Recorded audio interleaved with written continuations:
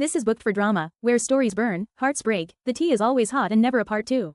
Today we're diving into after rejecting 2 marriage partners, I went crazy. Let's go. Chapter 1. After rejecting 2 marriage partners, I went crazy. Bound by an engagement contract, my father brought back 2 brothers from a fallen wealthy family, allowing my sister and me to choose our husbands. Caleb, steady and talented, fell for my sister the moment he saw her. I looked at Jax, whose legs were both broken, and sighed. A soft heart led me to accept him. After we married, I searched for renowned doctors, hoping to heal his legs. But his condition never improved. He grew depressed, and I gently comforted him. I thought if I was good enough to him, he'd become cheerful and positive. Yet, on the day our enemies attacked, he stood up from his wheelchair and pushed me out, using me as a human shield. I'm sorry, I can't just stand by and watch Serafina die. So, if Serafina couldn't die, I was expendable? He gave me one last, deep look, then slammed the door shut. I owe you this life, I'll repay you in the next. Tears of despair streamed down my face. Turns out, his disability and depression were just an act, meant only for me. When I opened my eyes again, I heard my father telling my sister and me to choose our husbands.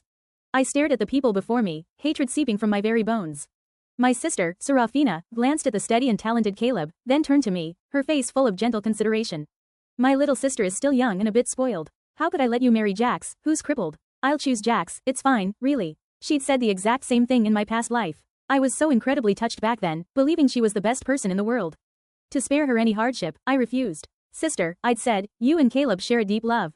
How could I break you 2 apart? I forcefully chose Jax, the disabled brother. Sought doctors and medicine for him for 7 years. I knelt on countless temple steps, my forehead raw from bowing. Begging for his recovery. Then, our enemies attacked our home. My wonderful husband, the man I had meticulously cared for 7 years, stood up from his wheelchair and, without hesitation, pushed me out to draw their fire. I'm sorry, I can't just stand by and watch Serafina die.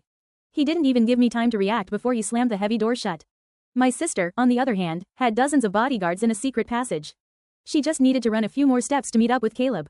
She'd claimed she wanted to protect me first. But after I was pushed out, she didn't call anyone to save me. I died, and she got all the praise. Thinking of this, I forced a smile. Then let's switch. The air instantly froze. Serafina's gentle expression stiffened. Caleb snapped his head up, blurting out, no. My father's face darkened too, his stern gaze sweeping over Jax and me.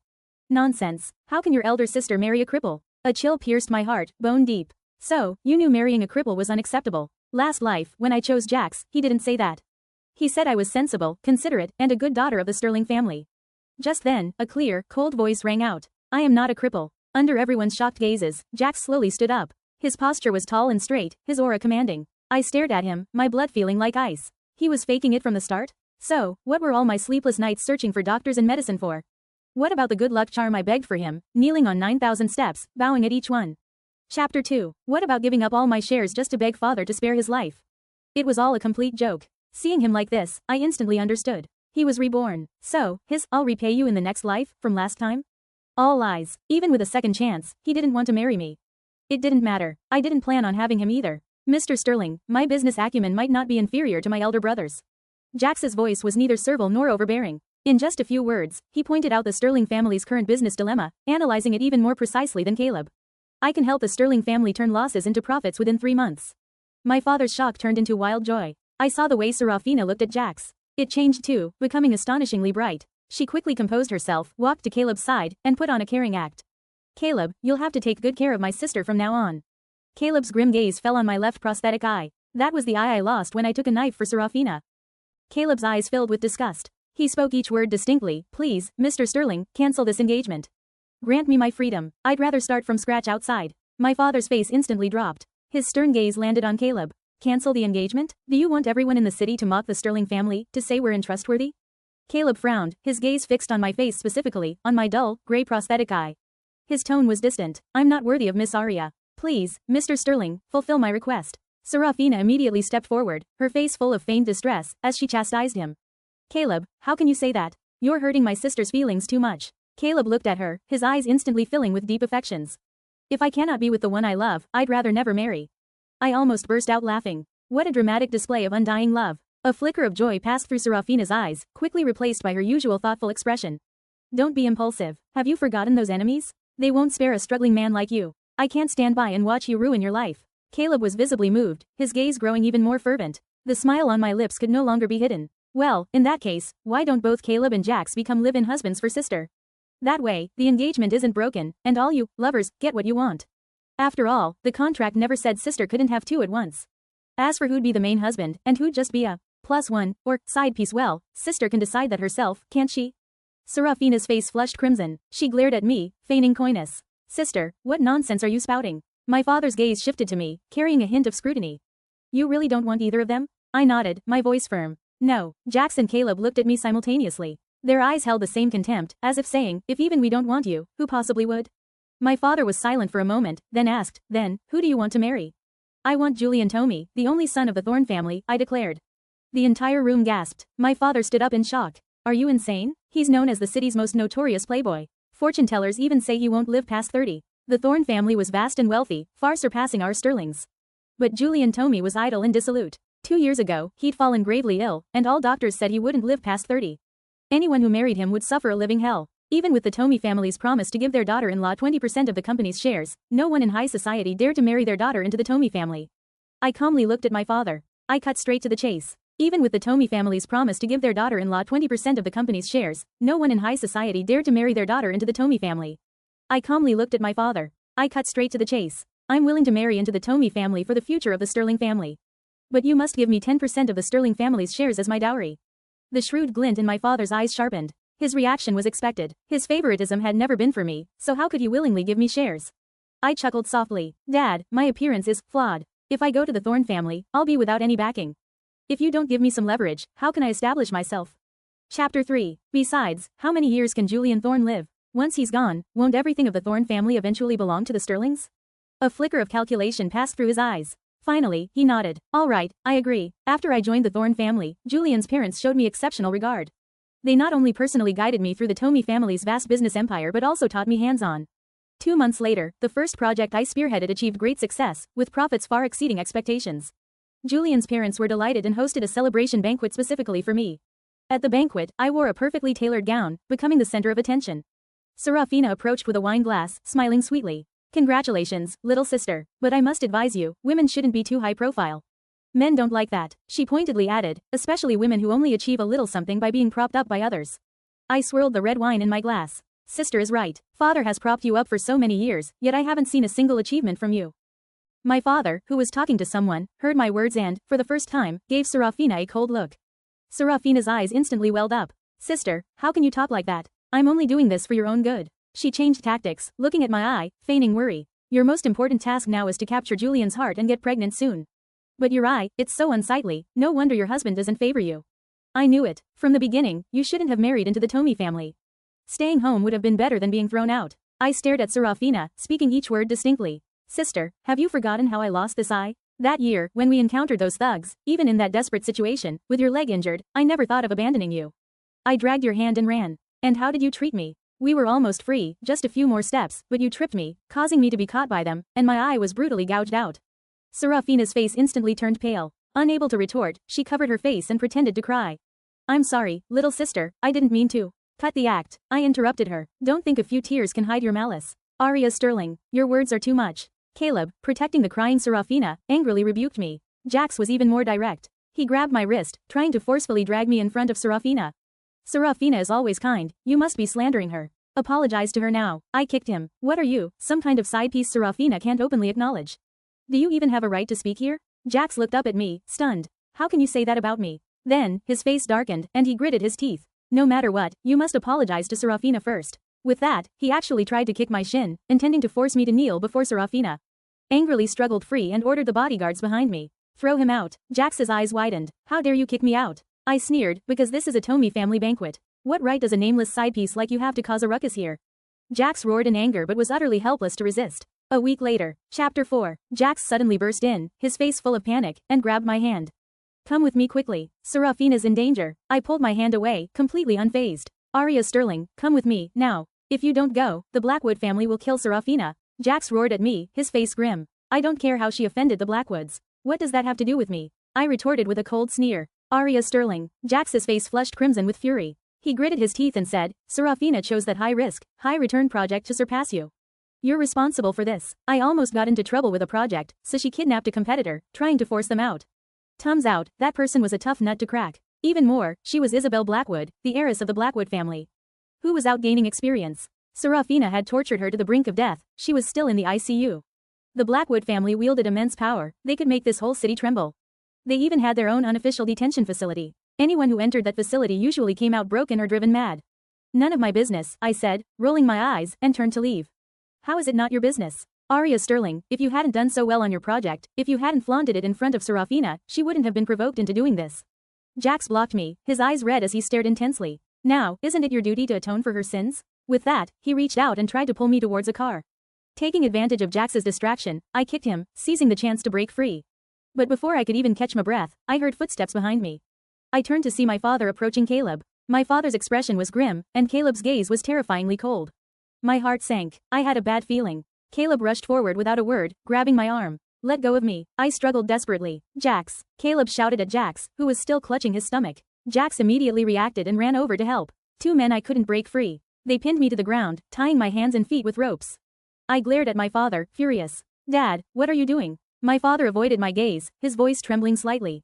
Arya, don't blame your dad. Serafina has never been hurt since she was little. She can't endure the Blackwood family's torture. Can't endure it? So, he'd sacrifice me without hesitation? I turned to Jax, demanding furiously. Jax, are you serious about this? Chapter 5. Jax looked at me, a flicker of pain in his eyes, but he remained resolute, dragging me toward the Blackwood residence.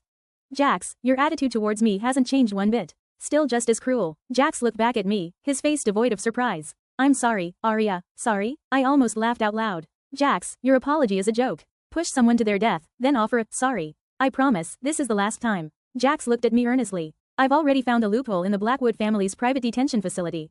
I'll do everything I can to protect you. You won't get hurt. When we arrived at the Blackwood estate, Jax immediately pushed me away and rushed towards Serafina, who was dramatically. He gently stroked Serafina's back, his voice tender, a side of him I had never seen. It's all right, I brought her. Mr. Blackwood, Serafina is innocent. Everything was Arya Sterling's doing behind the scenes. All the harm Miss Blackwood suffered should be borne by Arya Sterling. I was tied with ropes, sprawled miserably on the ground. I struggled to look at Caleb, a last glimmer of hope in my eyes. You always boasted about your integrity, didn't you? Why aren't you telling the truth? Caleb avoided my gaze. He pulled out a document from his pocket. I'm sorry. He apologized softly, then handed the fabricated evidence to Mr. Blackwood. This is the evidence that Serafina kidnapped Miss Blackwood. The main culprit is Arya Sterling. My heart turned completely cold. Mr. Blackwood read the document, his face ashen. He waved his hand, and two men in black immediately stepped forward. A cold glint flashed. 3 knives plunged savagely into my body. Ah, the intense pain made me scream. Blood instantly soaked my clothes. Serafina was still crying. Everyone was comforting her. No one spared me a glance. Just then, a servant rushed in. Master, Miss Isabel is awake. Miss Isabel says it was Serafina who harmed her that night, not Arya Sterling.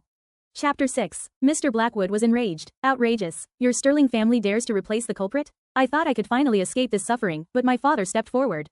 After a string of comforting platitudes, he changed his tone. I only have these 2 daughters. Do you mean to destroy my entire legacy? He pointed at me. Since Arya has already suffered the punishment on Serafina's behalf, why not give her double the penalty, and this matter can be considered closed?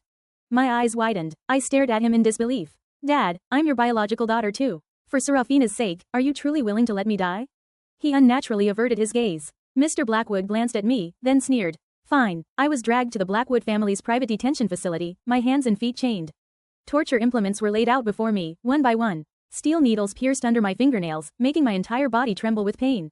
Ah, my blood slowly stained the entire facility. I don't know how much time passed before Jax walked in. Jax, take me away, quick. Please, save me. I cried and pleaded, but he frowned. Can you be a little quieter? Serafina is very scared hearing your voice. I looked at him in disbelief. Even with me standing here covered in wounds, your eyes are only on sister's trivial fear, aren't they? Jax's face showed a flicker of reluctance, and his fists clenched tightly, but his words still brought despair. Just endure it a little longer. Serafina's period has started. I need to go make her a warm tea for her cramps. Jax, please. They're going to stab steel needles into my neck next. If I don't leave now, I'll really die. Jax's footsteps paused briefly. Just hold on. Serafina can't stand pain. He walked away without looking back. I numbly wiped the blood from my face. Julian Thorne and Mr. Blackwood emerged from the shadows. Julian draped his jacket over me, gently stroking my hair, his voice laced with mockery. Wife, are these your family and your childhood friend? I looked at Mr. Blackwood, my face devoid of warmth. Now, can you believe that I have absolutely no lingering attachment to the Sterling family? Mr. Blackwood nodded with satisfaction. Welcome to the family. From this day forward, I was no longer the second daughter of the Sterling family. I was the Sterling group's nightmare. Jax stood in the kitchen, a spoon in his hand, the warm water gurgling in the pot. His mind was filled with my last desperate plea to him. Jax, please. They're going to stab steel needles into my neck next. If I don't leave now, I'll really die. I was covered in blood, my voice so utterly desperate. Jax violently shook his head, forcing himself to focus. Serafina was in the room, waiting, in severe pain from her period. But his thoughts kept returning to the moment hope died in my eyes. His hands unconsciously began to tremble. Jax put down the spoon and turned to walk out. Jax, where are you going? Serafina leaned weakly against the doorframe, her face pale. My stomach hurts so much. Are you going to abandon me? Jax froze. Serafina, I think Arya might be in danger. I have to go. Serafina's white dress flowed around her as she drifted towards him, her voice soft. It's fine, it's a lawful society now. The Blackwood family's private detention facility is just for show, to scare people. Won't make things too ugly. Besides, our Sterling family still has to meet with the Blackwoods in the future, th. She walked over, gently tugging at Jax's sleeve. Sister has always liked to exaggerate to get Dad's attention. She's so used to acting, she's probably just pretending to cry so tragically. Jax opened his mouth to say something more, but the water in the pot began to boil over.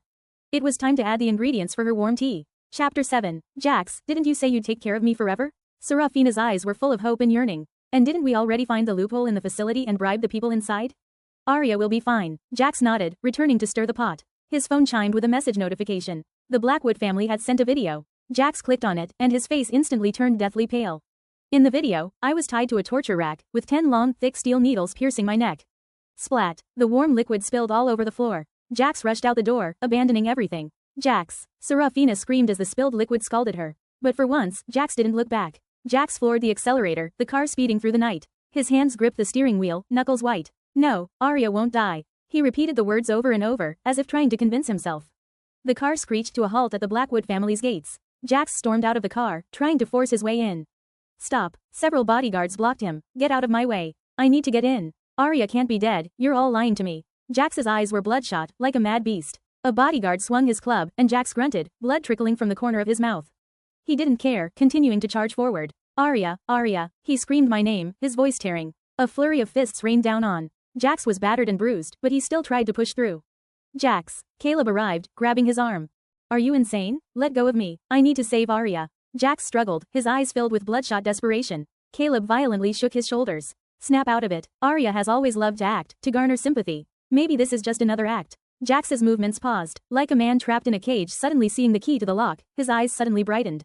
He murmured, yes, Arya definitely isn't dead. She wouldn't leave me. Creak. The Blackwood family's main gate opened. 4 bodyguards carried out my lifeless body. Steel needles were still impaled in my flesh, and my blood had congealed into black.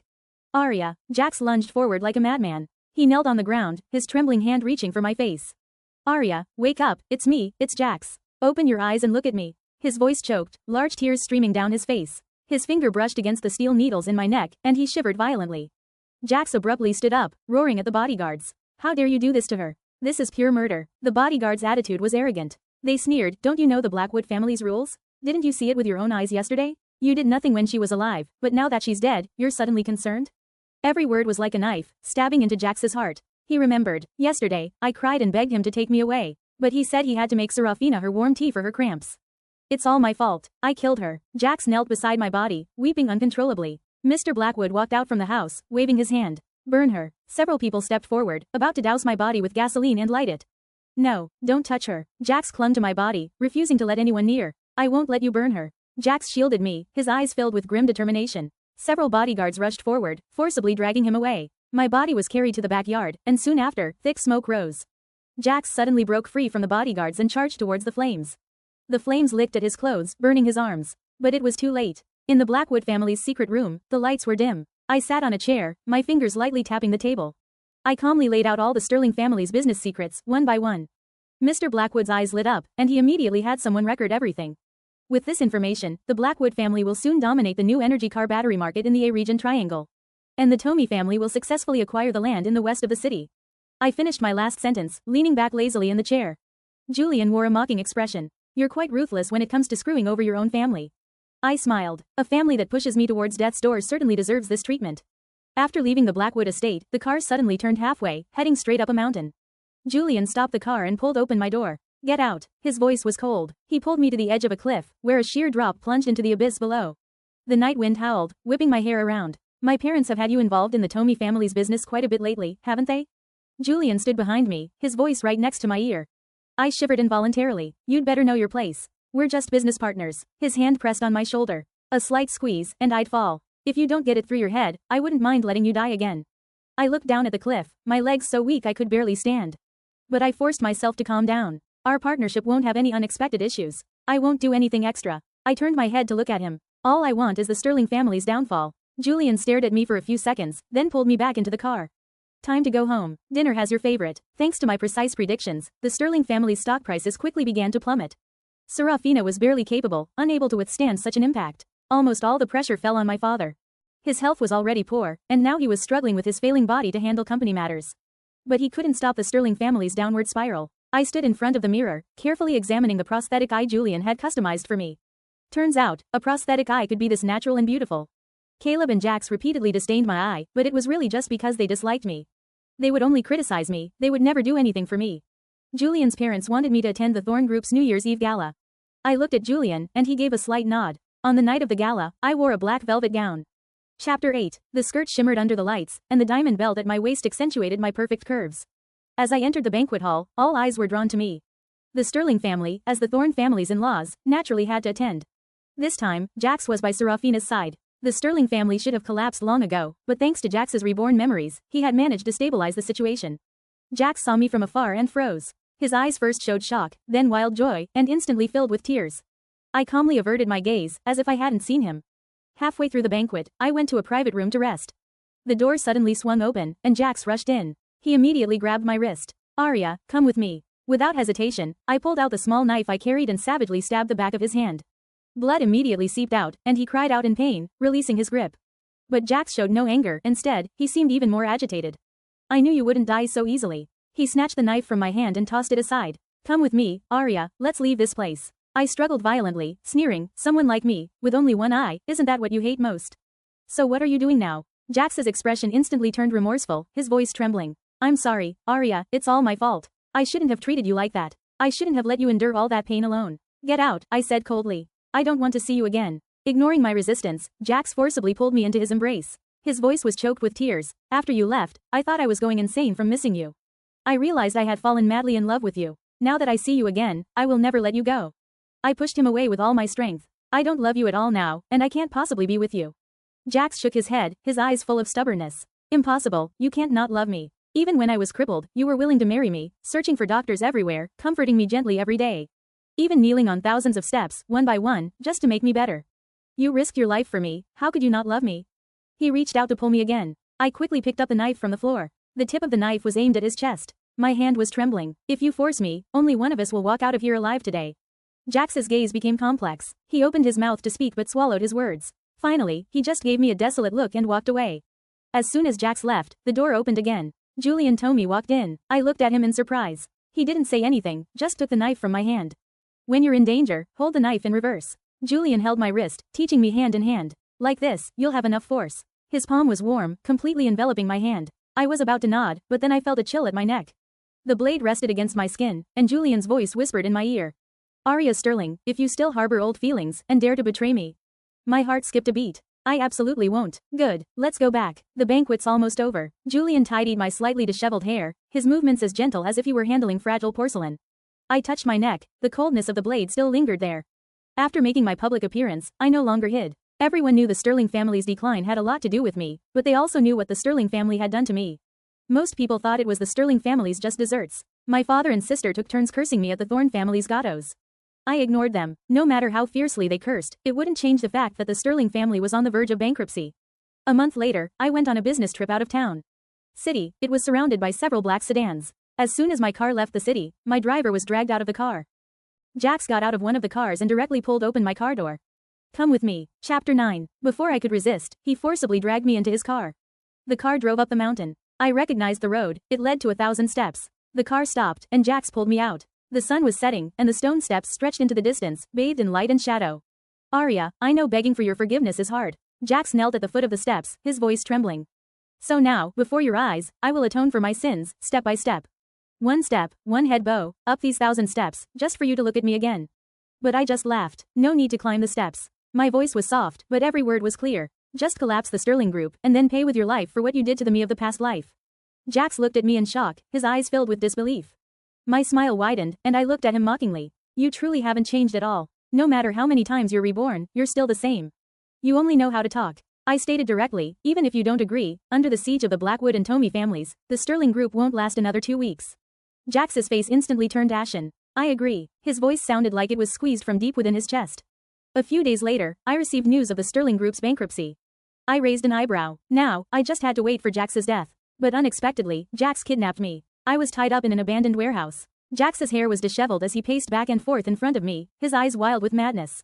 Arya, I've done everything you asked. You've forgiven me, so let's be a ghost couple. He stopped pacing, turned to look at me, and a strange smile twisted his lips.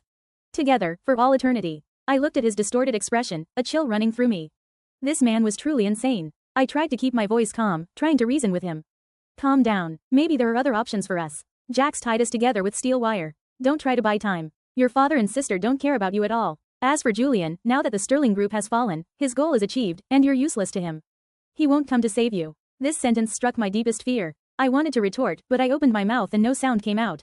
Jax was right. Julian and I were just partners. Now, there was no longer any need for cooperation. Jax took out a lighter and ignited the gasoline in the warehouse. Flames instantly spread. Jax! I screamed in terror, struggling desperately to break free. Flames licked at the floor, spreading rapidly with a whooshing sound. Waves of heat assaulted me, and smoke began to fill the warehouse. Just then, the warehouse door was kicked open with a loud bang. Julian Thorne appeared in the doorway. Chapter 10. Flames ravenously consumed every inch of the warehouse. The thick smoke made my eyes stream with tears. When Julian rushed in, he was glowing red from the firelight. He didn't hesitate, throwing himself toward me. Don't come closer. I struggled desperately. You'll die. Julian didn't listen, tearing at the steel wires binding me with his bare hands. The wires cut into his palms, and blood flowed through his fingers. He gritted his teeth, unraveling them coil by coil. Jax laughed maniacally from the side. Julian, you'll die here with us. I cried hysterically. Julian, go, get out of here. More and more blood flowed from Julian's hands, but he didn't stop. The steel wires finally loosened. Julian grabbed me and rushed towards the exit. But fire walls surrounded us. There was no visible escape. We were trapped in the heart of the inferno. A beam swayed precariously, about to crash down. Without thinking, I lunged forward to shield him with my body. Are you crazy? Julian pulled me away. The beam crashed heavily onto the ground, scattering countless sparks. Jax suddenly grabbed my arm. His eyes were bloodshot. Arya Sterling, you're actually willing to die for Julian? His expression frightened me. Jax suddenly let go of me and pointed to a hole in the corner of the wall. There's an underground passage there. You two, hurry and go. Goal. Julian paused for a moment, then immediately pulled me toward the passage. I took one last look at Jax. He stood in the sea of flames, a look of liberation on his face. As soon as we crawled into the passage, the entire warehouse collapsed. 3 days later, I stood before Jax's grave. The cemetery was quiet, with only Caleb present. He saw me and remained silent for a long time. I'm sorry. Caleb's voice was very, very soft. After saying those 3 words, he turned and left. Arya, Julian called my name from behind me. Do you love him? I shook my head. I came here just to bring closure to the past. Julian walked over and gently held my hand. On the way back, Julian suddenly spoke. You'll start at Thorne Group tomorrow. What? I was a little confused. Head of marketing. Julian said it naturally, as if it had long been arranged.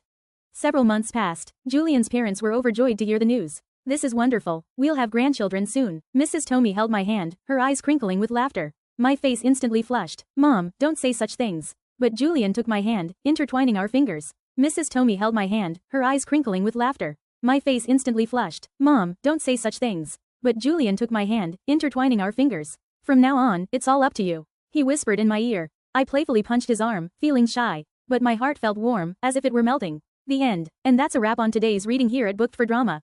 If you felt anything, rage, swoon, secondhand heartbreak, let me know in the comments. Don't forget to like, subscribe, and share with your fellow drama lovers. If you have any requests, drop them in the comments. Until next time, keep reading, and keep the drama on the page.